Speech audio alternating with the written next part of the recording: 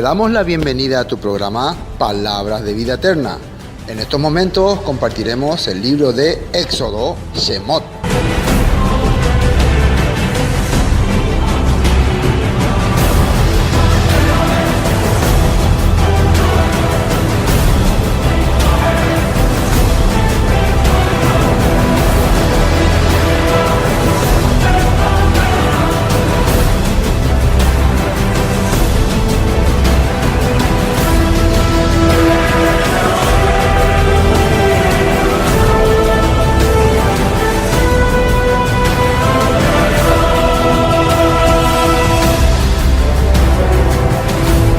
Libro segundo de Moisés. Éxodo. Capítulo 30. El capítulo 30 empezaba con el altar del incienso que estaba enfrente del lugar santísimo. Y habíamos visto que ese era un lugar donde se preparaba el incienso, se prendía, se quemaba, y eso representaba la oración. En el caso de los sacerdotes, ellos estaban haciendo una intercesión por el pueblo. Y Elohim escuchaba su oración, o sea, su clamor. Le era olor grato. ¿Pero por qué? Porque reunía los requisitos que antes había acontecido. Para llegar al altar del incienso, antes habían pasado diferentes etapas, diferentes partes, ¿no? Y luego llegaron hasta ahí. Entonces, una vez más, el versículo 7 dice: y Aarón quemará incienso aromático sobre él cada mañana, cuando aliste las lámparas lo quemará. Y cuando Aarón encienda las lámparas, al anochecer quemará el incienso, rito perpetuo delante del Eterno por vuestras generaciones. Y dice: no ofreceréis sobre él incienso extraño, ni holocausto, ni ofrenda, ni tampoco derramaréis sobre él libación. Entonces, incienso extraño se refiere a otro preparado, ¿no? Otra manera de combinación que no sea la que el Padre haya establecido en este caso. Pero espiritualmente se refiere a una oración que no se relacione con lo que el Padre pide. Había sido hasta cuando oramos, tenemos que saber si esa oración realmente concuerda con lo que el Padre quiere, pide. Muchas veces no sabíamos eso, o no entendíamos, no comprendíamos. Imagínense que hoy en día cuando estábamos en la cristiandad, orábamos agradeciendo de que ya no estábamos más cumpliendo esos mandatos antiguos, hebreos, ¿no?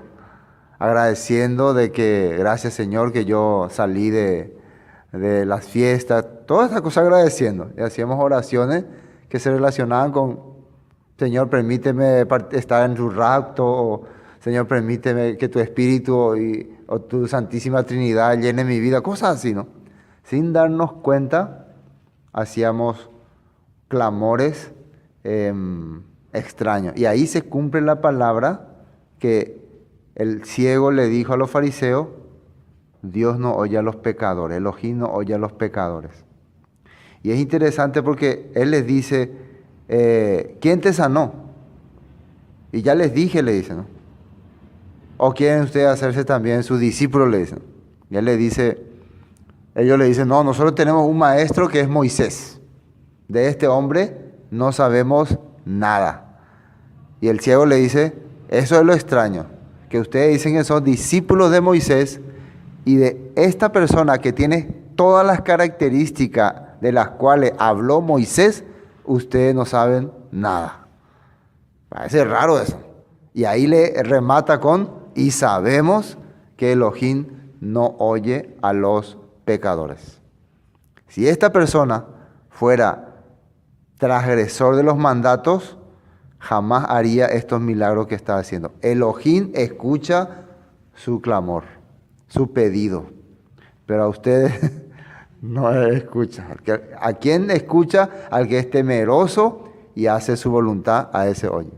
También el libro de Pedro dice que la oración del Padre está sobre los justos y su ira está contra los que hacen el mal. Igual que en Deuteronomio, en Proverbios también dice que el que aparte su oído para no oír la Torá, su oración es abominable. Entonces vimos que para presentarse en el altar del incienso pasó varias etapas. Primero estuvo el altar del holocausto, donde se presenta una persona con su naturaleza pecaminosa, naturaleza rebelde, donde no hay ninguna condición para estar delante del Padre. Entonces, ahí ¿qué se hacía? El pecador ponía su mano sobre la ofrenda y ese animal se consumaba, se hacía carbón. Y cuando se hacía carbón, ese olor subía a los cielos y al Padre le parecía agradable. ¿Por qué? Representaba tu vida que ha desaparecido. Tu vida pasada, terminado, desapareció. Ese era lo que significaba ese olor grato. Y después viene la fuente de bronce, que ahora vamos a ver. Después venía la fuente de bronce. Entonces, si una persona pasó primero la etapa, pero es interesante que acá no está el orden así, ¿no? Acá le vimos otro orden, pero acá nuevamente vuelve a hacernos entender lo que representa la fuente de bronce. Yo estuve analizando el porqué de eso. Porque ya estaba el altar del incienso, en principio lo estuvo el arca del pacto, la menorá, los panes de la proposición, y después la del incienso, y después retrocede otra vez a la fuente de bronce, ¿no? Como para hacernos recordar que antes de todos esos procesos que están en el lugar santo, teníamos que estar afuera entendiendo algo. Entonces, versículo 17. Habló más el Eterno a Moisés diciendo: harás también una fuente de bronce. En otras versiones dice de cobre, ¿no? Con su base de bronce para lavar, y la colocaréis entre el tabernáculo de reunión y el altar, y pondrás en ella agua. Bueno, así está diciendo el mandato. Entonces estaba el lugar santo, el santísimo, que era una tienda, una carpa, y afuera en el patio estaba el altar del holocausto a la entrada, y en medio de ellos, puede ser que en un costado así o en un costado acá, estaba un bañador, una latona, se puede decir, ¿no? Grande, ¿no? Con una base también, de bronce, dice. Tiene una base de bronce. Y ahí había agua para que los sacerdotes, después de hacer el ritual en el altar del holocausto, ellos se laven las manos y los pies. Las manos y los pies. Y un dato interesante para comenzar, acá en el Éxodo 38 sale de qué material hicieron esta fuente. Éxodo 38, 8. También hizo la fuente de bronce y su base de bronce de los espejos de las mujeres que velaban a la puerta del tabernáculo de reunión. Ahí está de qué hizo, de los espejos. Y en esa época no se usaba espejos de vidrio, ¿no? Sino de metales bien pulidos. Se agarraba un metal que brillaba bien y se pulía bien, entonces eso quedaba como un espejo, aunque no era tan nítido como los espejos de hoy en día, pero funcionaba. Ahora, pero ¿para qué se necesitaría? ¿Quiénes dice que eran estas mujeres? Según el versículo 38, dice, de las mujeres que velaban a la puerta del tabernáculo de reunión. Eran mujeres que estaban ahí para servir en el tabernáculo, para hacer servicios al Eterno. ¿Para qué se necesitaría, para qué necesitarían las mujeres de aquella época el espejo? En esta época los espejos se usan muchas veces para ver si quedaste bien o para ver si tenés buena pinta, o no sé, para muchas cosas, ¿no? Pero en aquella época solamente había una razón para usar el espejo, para ver tus defectos. Para ver si vos estabas bien, no necesitaba verte en un espejo. O sea, a la hora de que vos agarres el espejo, es porque querés ver si hay defecto. Si no hay ningún defecto, entonces el espejo no hizo ninguna función importante. Pero el objetivo para agarrar el espejo era ver si tenía un defecto, algo que no estaba en su lugar bien. Te mostraba entonces tu realidad. ¿Y por qué era de bronce? Bronce en la escritura siempre es representado por juicio, sentencia. Lógico que cuando vos agarrás y observás y ves un defecto, ¿qué empieza a producir ese defecto? ¿Qué produce? Sentencia. ¿Sí, no? Juicio, ¿no? Condenación se puede decir, ¿no? Por ejemplo, hoy en día las niñas vanidosas, ¡ay, me salió un granito! ¡Ay, qué desastre en mi vida! ¿Sí, no? Ya se sienten que se le acaba el mundo, ¿no? Muy tremendo. Pero en aquella época representaba esto. Vamos a tratar de verlo del lado espiritual. Entonces, eso es para entender ese material, precisamente el espejo. Entonces, se juntan todos los espejos de estas mujeres que eran piadosas, servidoras de la palabra. Quiere decir que ellos miraban sus defectos con el fin de poder servir al Todopoderoso. No miraban sus defectos para condenarse ni nada, sino para poder estar cada día presentable ante su Padre, ante su Elohim. Y ellos decidieron, todas estas mujeres, donar estos espejos. Y eso se fundió todo y salió la fuente de bronce. Bien pulido era esa fuente de bronce. Entonces vos te mirás en la fuente de bronce y vas a poder ver tu realidad. Vas a poder ver tus faltas, tus fallas, tus defectos. Pero, ¿cuál es la diferencia de la fuente de bronce con los espejos? Vamos a ver. El versículo 18 dice en la última parte, y el altar, y pondrás en ella agua. La diferencia con el espejo de las mujeres era que les mostraba los defectos y ahí se quedaban.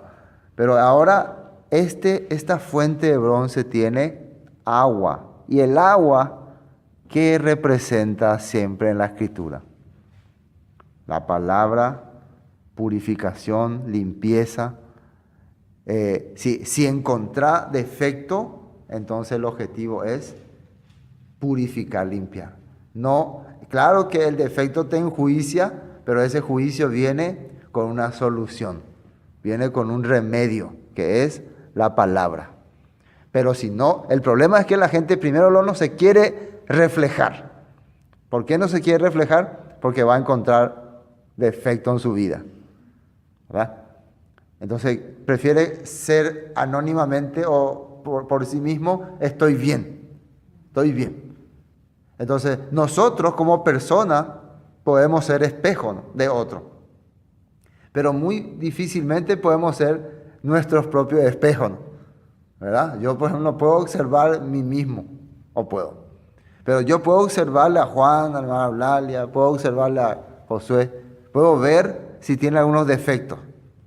Entonces lo primero que hago es observar los defectos y decirle, estos defectos tienen esta consecuencia. Pero también tengo la posibilidad de darle una palabra o una solución a ese defecto. Y eso es el agua. ¿Están entendiendo, no? Eso es lo que la fuente de bronce tenía, esa función, ese objetivo, ese papel. Ahora, ¿por qué después del holocausto? El holocausto sería cuando tu naturaleza antigua fue consumada delante del Todopoderoso. Fue consumada. Entonces, lo único que quedaría antes de presentarte ante el Todopoderoso en el lugar santo y santísimo serían defectos. Ya tu naturaleza antigua murió ahí. Así tiene que ser. Si creíste en el Mesías como sacrificio eterno, tú, como dice el apóstol Pablo, con el Mesías estoy juntamente crucificado y ya no vivo yo, sino el Mesías vive en mí. Pero quedan, ¿qué quedan? Defectillos. Entonces, antes de presentarnos al Todopoderoso, Yeshua quiere solucionar nuestros defectos. Por eso la fuente de bronce, al igual que el altar del holocausto y todos los elementos que están en el tabernáculo, también representa simbólicamente a Yeshua. Pero ¿en qué etapa de la vida especialmente? En la etapa en que Él estuvo aquí en la tierra. En la etapa en que Él vino y declaró la Torá ante la humanidad.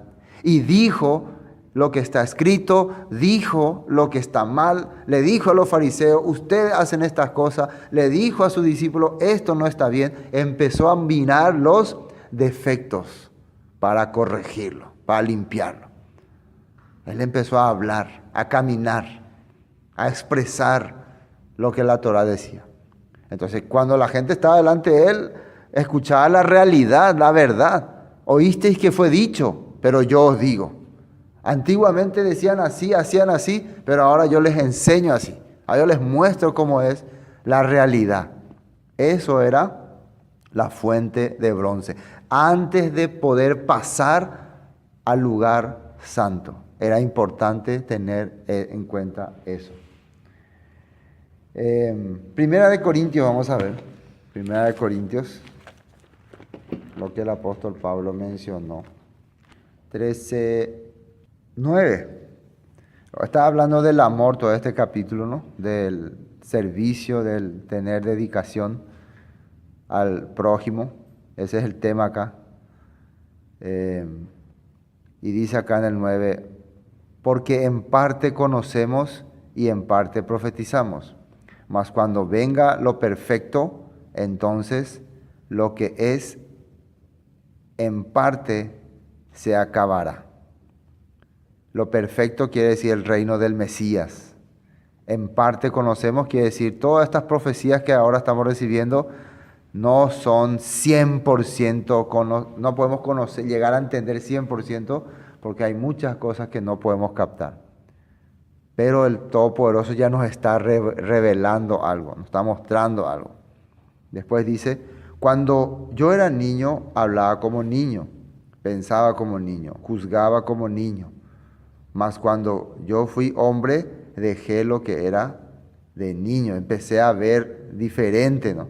Está comparando, haciendo una comparación de la madurez espiritual, también haciendo entender a un niño. Un niño siempre tiene unos pensamientos un poco limitados. A medida que va pasando el tiempo, va entendiendo más las cosas. Y de la misma forma también alguien espiritual. Al principio entiende limitadamente y se necesita tiempo, ¿no? Para que pueda ir entendiendo mejor los planes del Padre. Se le vaya revelando. Después dice el 12, ahora vemos por espejo oscuramente. ¿Qué significa que vemos por espejo oscuramente? El espejo de esta época también era así como de bronce, no mostraba tan claramente todo, pero ya te manifestaba algo. Ya te estaba haciendo entender el proyecto, el plan. Entonces el apóstol Pablo mismo dice, ahora estamos viendo así, más o menos. Dice, oscuramente, mas entonces veremos cara a cara, ahora conocemos en parte, pero entonces conoceré como fui conocido. Entonces llegará el momento en que cara a cara vamos a estar delante de las revelaciones, delante de la manifestación del Padre, y vamos a poder observar directamente. Esto es una alusión a la fuente de bronce, porque imagínense, la fuente de bronce está antes de llegar al lugar santo y al lugar santísimo, pero ya te está mostrando algo. Primero, tus defectos, después te está corrigiendo. Entonces nosotros estamos en la etapa en donde ya Yeshua fue consumado por nuestros pecados, ya el Todopoderoso aceptó ese sacrificio, nos aceptó ya libres de toda culpa, pero ahora con su palabra, con su enseñanza, Él nos está limpiando de todo esto defectos que tenemos. Y muchas veces no vemos con claridad, pero ya se nos está abriendo la luz, se nos está abriendo el propósito. ¿Para qué?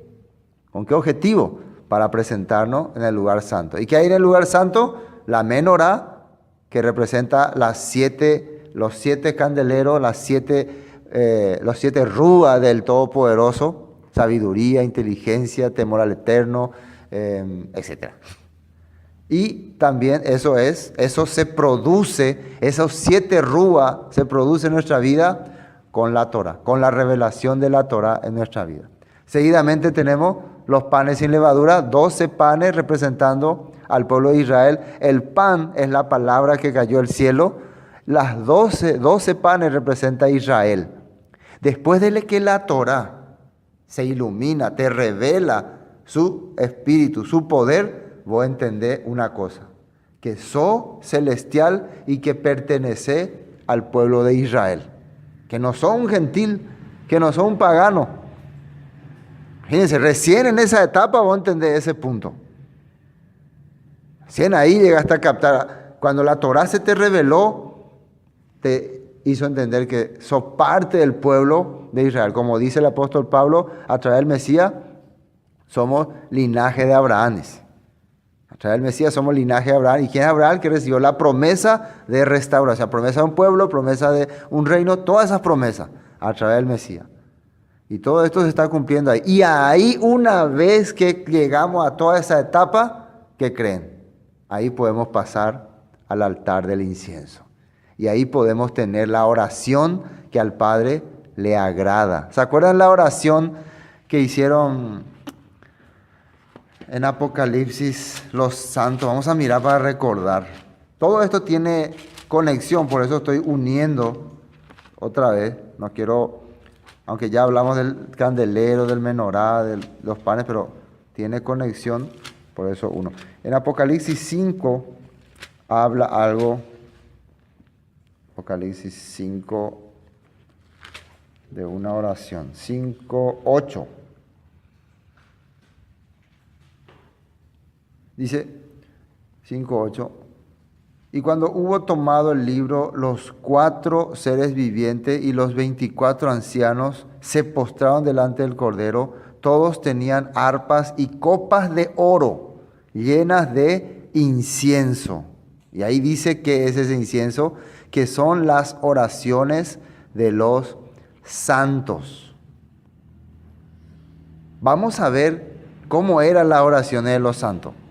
Y cantaban un nuevo cántico diciendo: digno eres de tomar el libro y de abrir sus sellos, porque tú fuiste inmolado y con tu sangre nos has redimido para Elohim, de todo linaje y lengua y pueblo y nación. Eso es lo que estaban clamando. Y nos has hecho para nuestro Elohim reyes y sacerdotes, y reinaremos sobre la tierra. Imagínense que hoy en día la cristiandad tradicional no oraría así, ¿no? No, nosotros no vamos a reinar sobre la tierra, nosotros vamos a reinar en los cielos, en el reino de los cielos. Entonces, ese incienso no está en la copa de esos seres celestiales de allá arriba. O sea, ese tipo de oración no está llegando. ¿Se acuerdan qué le dijo el ángel a Cornelio? Tus oraciones y tus limosnas han subido. ¿Qué creen ustedes que estaría orando Cornelio? Si la palabra del ángel fue: Él te hablará palabras por las cuales serás rescatado. Serás salvo, le dice. Significa que estaba orando, él quería ser parte de este pueblo. Él quería ser también redimido por la sangre del Cordero. Entonces esa oración llegó, ¿no? La oración de Daniel. Daniel, ¿qué tipo de oración hizo? Hemos transgredido tu palabra. Hemos pecado, pero hay promesa. Según la Torá, hay promesa para tu pueblo. Hay promesa de restauración para los que se humillan. Entonces eso llegó. Todas las oraciones siempre cuadraban con lo que el Padre había establecido. Por eso llegaba. Entonces, una vez que vimos ya todos los procesos, altar del holocausto, fuente de bronce, menorá, panes de proposición y finalmente altar del incienso. Pero en el lugar santo, ahí no podíamos entrar. Ahí solamente entraba el sumo sacerdote una vez al año. Nosotros, a través de Yeshua, hemos cumplido todos estos caminos, todos estos pasos. Hemos llegado hasta... Ahora estamos en la posición en que nuestra oración llega al Padre, porque Él dice que presentó su sacrificio al Todopoderoso. A través de Yeshua nosotros hemos hecho... En esa época, ¿quién era el representante del pueblo? El sumo sacerdote. Todo lo que hacía el sumo sacerdote era para consagrar al pueblo ante el Padre. Bueno, sí, seguimos con la fuente de bronce, ¿no? Volviendo otra vez atrás. ¿Ven qué importante volver otra vez atrás? Muchas veces nosotros queremos ya estar ahí con los 7 espíritus, queremos estar ya que somos israelitas, que ya somos hebreos de hebreos. Ya, eso nomás ya manifestamos. Y no queremos regresar atrás. La Torá nos vuelve a llevar atrás. ¿A dónde? A la fuente de bronce. ¿Y qué hace en la fuente de bronce? No nos vuelve otra vez pecadores, no nos hace otra vez personas que no ha sido redimida por la sangre del Cordero. Nos muestra nuestros defectos, nuestra falta, nuestros errores, para poder corregirnos. ¿Y qué dice más ahí? Versículo 19. Y de ella lavarán a Aarón y sus hijos las manos y los pies. ¿Qué van a lavar? Las manos y los pies. La mano en la Escritura representa tus acciones, lo que vos haces, tus hechos. Y los pies, ¿dónde anda? ¿Por dónde anda?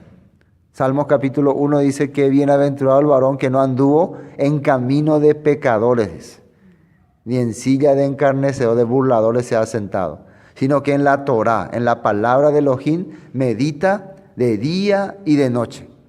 También cuando el libro de Hechos habla acerca del pecado de Israel, habla de que ellos hicieron las obras de sus manos, dice. Porque ellos con sus manos empezaron a formar un becerro de oro. De po mismo, de Yabaí, la ñan de Yarani. Porque en de y purupen de po, ella pues y bahía. Cada momento. Por eso cuando alguien robaba en la antigüedad, ¿qué hacían? Le cortaban las manos. Ya no vas jamás a hacer eso.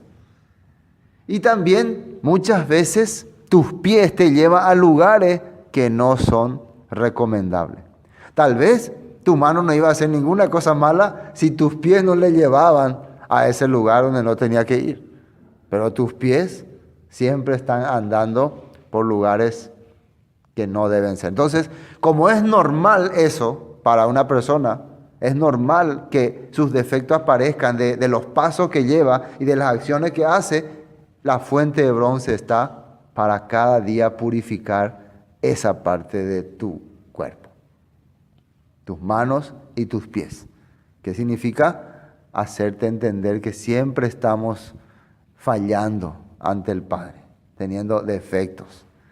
Cuando ya entremos en el lugar santo y nos sintamos con los 7 espíritus, nos sintamos súper israelitas, sintamos que nuestra oración llega ahí con todo poder, el Padre nos vuelve a sacar afuera, nos vuelve a mostrar la fuente de bronce. Siempre antes teníamos que pasar por ahí. Bueno. 20. Cuando entren en el tabernáculo de reunión, se lavarán con agua para que no mueran. Y cuando se acerquen al altar para ministrar, para quemar la ofrenda encendida al Eterno, se lavarán las manos y los pies para que no mueran. Y lo tendrán por estatuto perpetuo, él y su descendencia por sus generaciones. Ahora, para que no mueran, dice. No es que si no se lavan, van a morir. Lo que pasa que dentro del lugar santo había requisitos. Por ejemplo, el sumo sacerdote, si entraba con un corazón contaminado dentro del lugar santo, ahí sí o sí morían. Nosotros habíamos hablado que hay muchas personas que se presentan, ¿no?, así, hasta el lugar más primordial, llegan con esa condición, hasta el lugar más clave. ¿Se acuerdan de alguien que llegó hasta el lugar más primordial con ese corazón? ¿Quién cree? Judas Iscariote. Todo el tiempo el ministerio de Yeshua él estuvo. Participó en todos los milagros, vio todas las cosas. Estuvo ahí cuando Yeshua estaba haciendo el pacto con sus apóstoles, con sus discípulos. Hasta ahí llegó. Hasta horas antes en que él estaba por ser crucificado. Pero al final no pudo ser purificado. La fuente de bronce que era Yeshua solo le mostró su defecto, pero él no aceptó esa agua que podía limpiar tus manos y tus pies. ¿Qué fue lo que él hizo? Se fue junto a los sumos sacerdotes y con sus manos recibió ese dinero de la venta de su maestro. Él tenía que estar purificándose, pero no lo hizo. También vemos en la Escritura hombres como Joab, que acompañaron en todo a David, pero al final no pudieron limpiar sus defectos, su corazón. Quisieron presentarse ante el Eterno con corazón contaminado, sabiendo que tienen que pasar por la fuente de bronce. Ese es el creyente que hoy piensa que no necesita que nadie le diga su defecto, sus faltas, que piensa que está bien, que él es ya todo un hebreo de hebreos, que él ya conoce todos los misterios. No, el Padre quiere que vuelva otra vez a la fuente de bronce, Yeshua. Cuando vuelves a Yeshua, cuando vuelves al Mesías, Él te muestra tu defecto y te lava. ¿Qué dice en Primera de Juan? Si confesamos, no, la comunión unos con otros nos limpia de todo pecado. Y si confesamos nuestros pecados, Él es fiel y perdonarnos de toda maldad. Y su sangre nos limpia de toda maldad, todo pecado. Así está escrito, ¿no?, en Primera de Juan.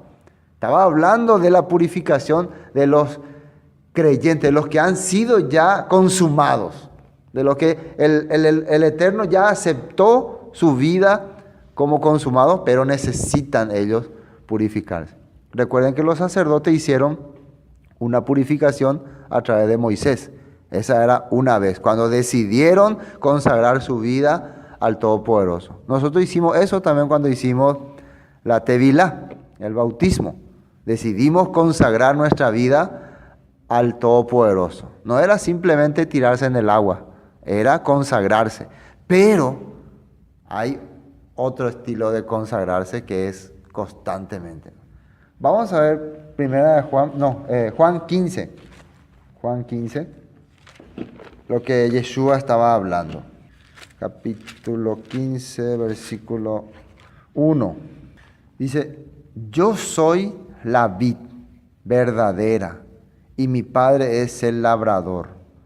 Todo pámpano que en mí no lleva fruto, lo quitará, y todo aquel que lleva fruto, lo limpiará para que lleve más fruto. Fíjense lo que dice ahí. Él es el pámpano y nosotros somos la vid. Y todo pámpano que en mí no lleva fruto, lo quitará. O sea, que en mí no lleva fruto, quiere decir que no tiene el plan del Padre en él. No hay nada. Está nomás ahí. Ese era Judas Iscariote. Estaba ahí, estaba enganchado, pero no salía nada. Entonces, pasando el tiempo, va a tener que salir. ¿Quiénes eran así también? Coré estuvo mucho tiempo con Moisés. Fue servidor, fue levita que servía en el tabernáculo, pero no producía nada. Y otros más, muchos israelitas que estuvieron, comieron el maná, experimentaron los milagros, pero su corazón estaba vagando, dice. Entonces, ¿qué hizo el Eterno? Los quitó. Y muchos más que aparecen en la Escritura. Pero, ¿qué dice acá? Y todo aquel que lleva fruto, el que lleva fruto, que es el que está en el plan del Padre y empieza a manifestar cambios, empieza a notarse la diferencia. ¿Qué era lo que ocurría cuando vos pasabas la fuente de bronce?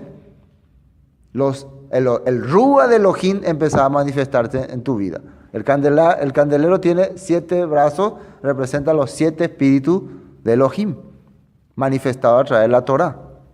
Sabiduría, inteligencia, entendimiento, temor al Eterno. Esas cosas empiezan a aparecer. Y después, vos no podemos sentirte gentil. Imposible que si el Rúa de Elohim se manifiesta en tu vida, vos digas, soy gentil. Yo no soy parte del pueblo de Israel.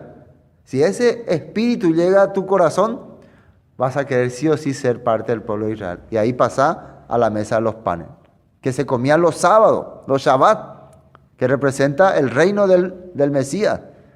Se cambiaba otra hasta el siguiente Shabbat. Entonces, pero para llegar a esa etapa, él tenía que limpiarte constantemente para que lleve más fruto. Eso es interesante. Entonces, todo aquel que lleva fruto, aquel que manifiesta cambio, lo limpiará, dice. Como si, entonces, ¿qué pasa? Claro, porque hay los defectos. Estamos en este mundo y hay conflicto. Entonces, ese lo limpiará, habla del Todopoderoso, a través de su Mesías. Para eso Yeshua vino a este mundo. Él vino para dejar una enseñanza que constantemente va a manifestar limpieza en nuestra vida. Su presencia terrenal está ocasionando que constantemente nosotros podamos ser limpios de todo defecto. Terrenalmente Él vino para enseñarnos cómo ser limpios de esta vida que constantemente nos aqueja. Es fácil desde el cielo decir las cosas, ¿no? Pero venir acá, presentarse acá, vivir como uno de nosotros, experimentar nuestros dolores, experimentar nuestros sentimientos, sufrimientos, ese sí lo hace verdadero mensajero, verdadero purificador. Amén. Y dice, para terminar ya vosotros estáis limpios por la palabra que os he hablado. Ya vosotros estáis limpios. ¿Por qué? Porque morí en la cruz por sus pecados. No, por la palabra que os he hablado. ¿A quién le está hablando acá? A los discípulos. Entonces, y ahí estaba también Judas ahí. Sí, yo estoy limpio. Él estaba nomás ahí, no estaba produciendo fruto.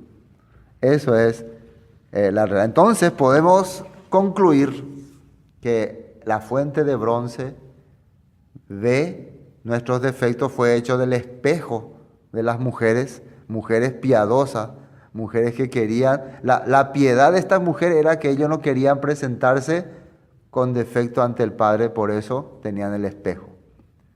El espejo es también la palabra, la Torá. La Biblia dice, ¿no?, que la Torá nos muestra nuestro pecado.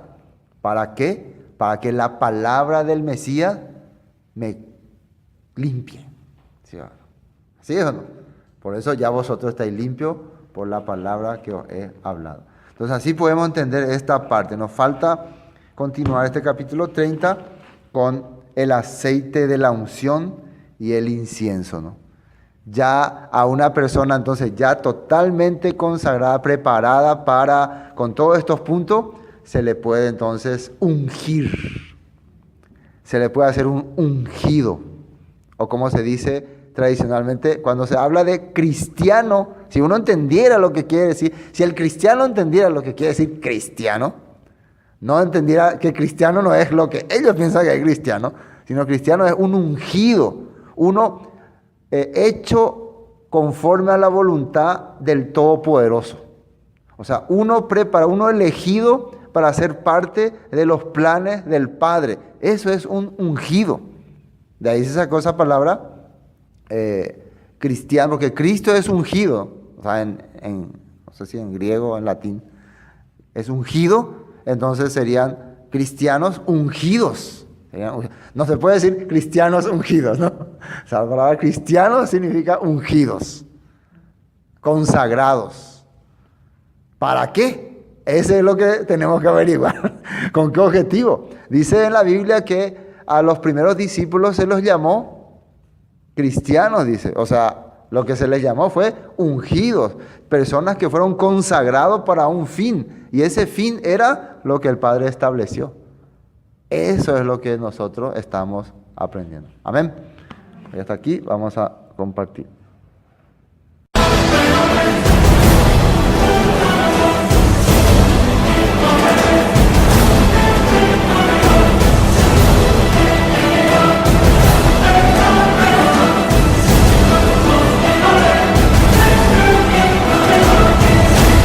Esto fue Palabras de Vida Eterna, con el estudio del libro de Éxodo. Para cualquier información, 0181 60 46 77. Bendiciones y hasta pronto.